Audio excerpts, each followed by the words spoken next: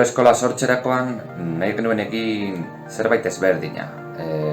Ez genuen nahi gainontzeko futbol talde guztiak bezala bakarrik futbolean zentratzea eta egitea 2 egun entrenamendu eta asteburu guztietan futbol sortziko partidoak. Nahi genuen zerbait ezberdina, zerbait berritzailea eta kalitatezkoa. Orduan egiten duguna da astero, egun bat futbol entrenamenduak eta bestea psikomotrizitateko klaseak. Psikomotrizitatean talde jolasak, jolas kooperatiboak eta lankidetza lantzen dugu.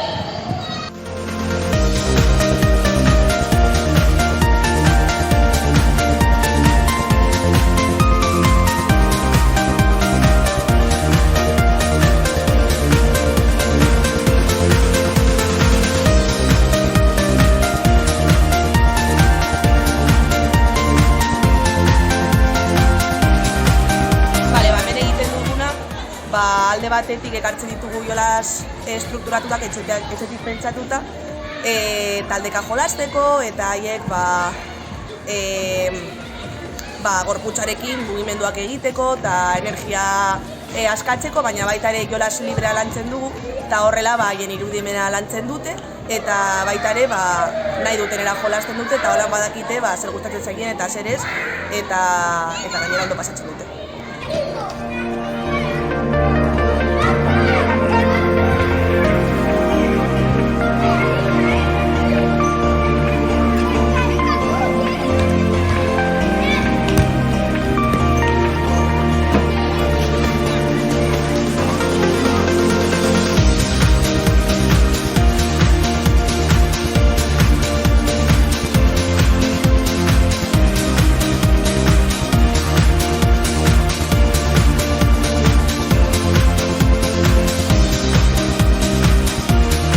Futbolean egiten duguna da metodologia bat jarraitzea, guztiak batera. Eta gero, jarraitzen ditugun pausuak, lehenengo eta behin, egiten duguna da beroketa, guztiak borobilean, kontzentrazio momentua, guztiak giltzadurak mugitzen. Gero, garrantzi handia ematen diegu jolasei, jolas helburu tekniko-taktiko batzuekin, baloiarekin ariketak. Batez ere lehenengo urratsak menperatzeko.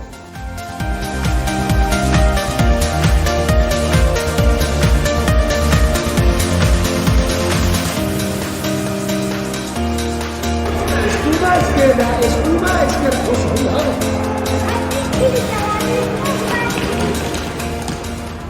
Eta bukatzeko, jolas divertigarri bat. Jolasak guretzat oso garrantzitsuak dira. Hasiera batean umeak ondo pasatzeko erabiltzen ditugu, baina baita ere gorputzak berotzeko eta prestatzeko gero datozen entrenamenduetarako. Eta gero eskolan badaukagu joko sorta handi bat, helburu tekniko-taktiko ezberdinetarako.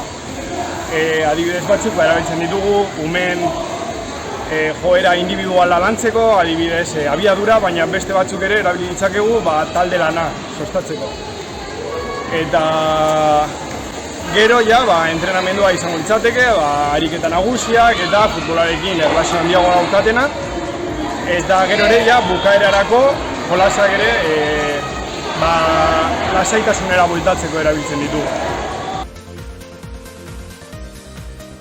Baloiarekin egiten ditugun ariketei ere garrantzia handia ematen diegu. Azkenean, aurrei baloia manejatzeko behar bezala ematen diren lehenengo pausuak erakusten diegu. Baloiarekin hainbat ekintza tekniko lantzen ditugu gure kirol eskolan. Adibidez, pasak emotea, baloia gidatzea edo baita ere baloia kontrolatzea.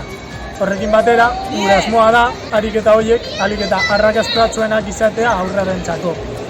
Horretaz aparte, gure kirol eskolan, entrenatzaileek egiten duguna da aurrak behatu, beraien ikasketa maila ahalik eta ondoen antzemateko. Horrela, guk entrenatzaile moduan, eta baita ere guk sortutako metodologiarekin, ariketa egokienak erabaki alditugu euren ikaskuntza prozesuan ahalik eta hobekuntza hoberenak lortzeko.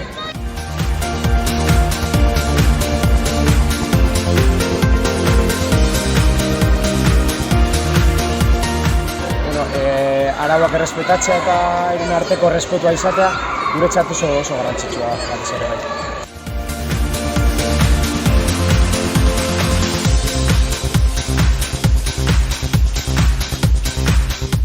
Asteburuetan egiten duguna da futbol zortzia egin beharrean, egiten dugu olgetan deituriko ligazka bat, bai danokekin, bai deriorekin hiru-hiruren aurka jolasten dugu.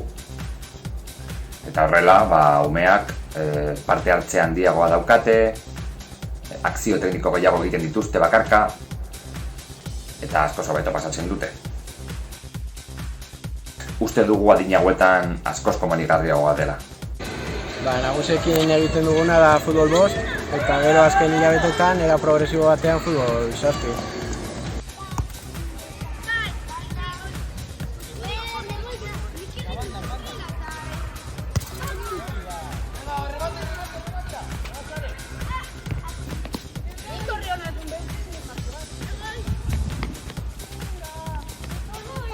Kirol eskolan egiten dugun guztia, bide hau, futbola, psikomotrizitatea, futbol 3ko partiduak, futbol 5, gero futbol 7 modu progresiboan, guzti hau, bide hau, uste dugu askoz eraginkorragoa dela, umeen formaziorako, beraien garapenerako eta beraien ikasketarako.